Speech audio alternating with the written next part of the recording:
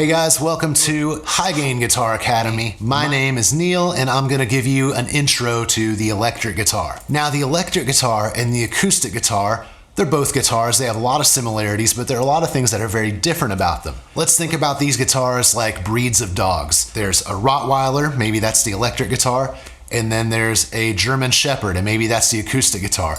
They're both dogs, but they're pretty different. First, let's talk about the parts of the guitar and how it's made. What is it? It starts out with the body. Now the body is the biggest section of the guitar, much like we have a body, and this is where most of the things happen. So the body is a big piece of wood. They may be different shapes, different colors, different sizes. They vary quite a bit actually. But this one, like every other guitar, will have very similar parts. It's gonna start here with the bridge. Now the bridge is where the strings start from. The guitar strings will come from the bridge and travel down the neck here. So this is where your strings start, the bridge. Now you notice these things underneath the strings, these are called pickups.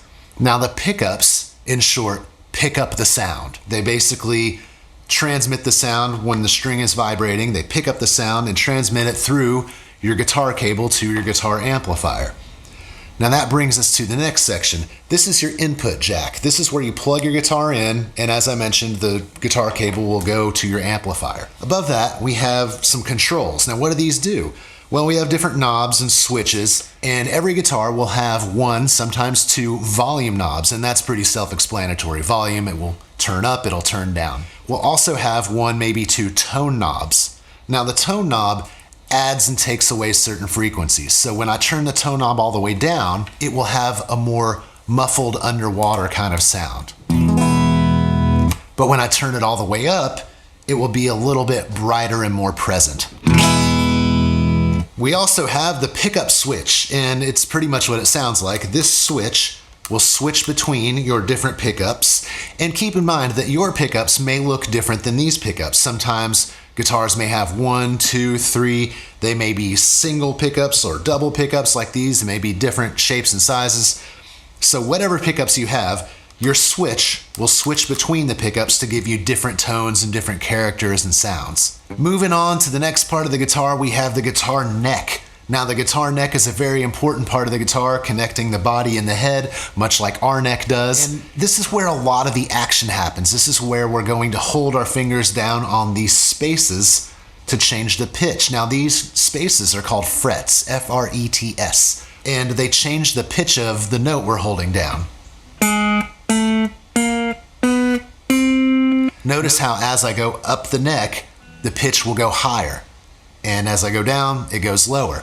Now these wires in between every space, these are the fret wires. These separate the notes, which kind of makes it easy to find the note you want to play because they're in their own little section. Now you also may wonder, what are these dots on the neck? You may have dots, you may have triangles, you may have rectangles on your guitar or other designs, but these are just place markers. They kind of let you know where you are so you don't have to count all the frets. And these markers will generally be in the same place on every guitar. Moving on to the next part, we have the nut. Now the nut connects the neck and the head of the guitar. This is where the strings rest to go towards the tuners. That being said, now we have arrived at the head of the guitar, or the headstock. Now these may be different shapes and sizes as well, but this is where your tuners or tuning pegs reside. Now your tuning pegs may be all on one side like mine. They may have 3 on one side and 3 on the other. They may have different variations of that, but they're all gonna do the same thing, which is tuning the strings. If I tighten the tuner, the string will go up in pitch. If I loosen it, it will go down in pitch.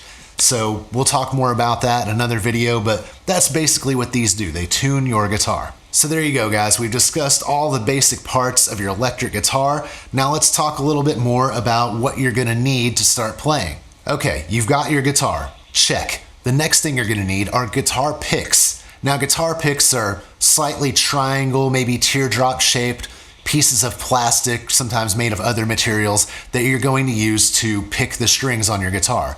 Now, you generally want to hold it between your pointer and thumb, and it's okay to use your middle finger if you want to give it a little extra support, but they all have a pointy end, and the pointy end is what you're going to use on the strings to play your guitar. So here's what I'm going to do. I'm going to show you an example of holding my pick and picking every string.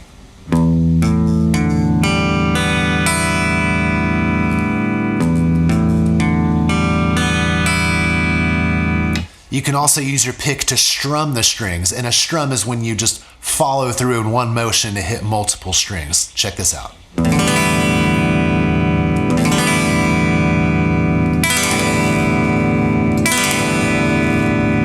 Now, as I demonstrated, you can strum down, you can strum up, same with picking. We'll get more into that later, but at least now we're making some sounds. You're also going to need a guitar cable. Now, the guitar cable plugs into your guitar, and then the other end will plug into your amplifier. That's what connects the two so you can make sounds. Now, I would recommend getting a slightly longer one. They come in short as 1 foot, and that's not going to work. So I would recommend getting a 10 to 20 foot cable so you can move around and not worrying about plugging or unplugging it, by walking too far. So there you go, guitar cable. You're also going to need a guitar amplifier. Now, guitar amplifiers come in all sorts of shapes and sizes with all kinds of features at different price points. You don't have to have anything too fancy. Of course, if it has a bunch of features, great. You can always do less if you have more, but even if your guitar amp is very basic and just has a couple knobs like volume and on and off, that's fine. It will still work for what we need as a beginner, right? We're just getting started. As long as it makes sound, we're good to go. But if you can get a guitar amp that has a few extra features so you can grow into it later, that's great. Another important thing to have is an extra set of guitar strings.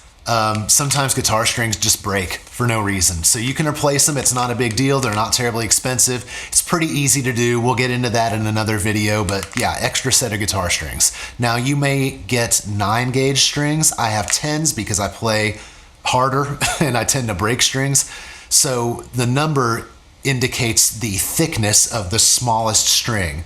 So 9-gauge strings would be the smallest string is a 9. So like I have 10s, the smallest string here is a 10. Again, for you as a beginner, I would definitely recommend 9s and maybe get a couple. Now, the next thing is probably one of the most important items to have with a guitar, and that's the guitar tuner. Guitar tuners come in several variations. I'm going to show you a few.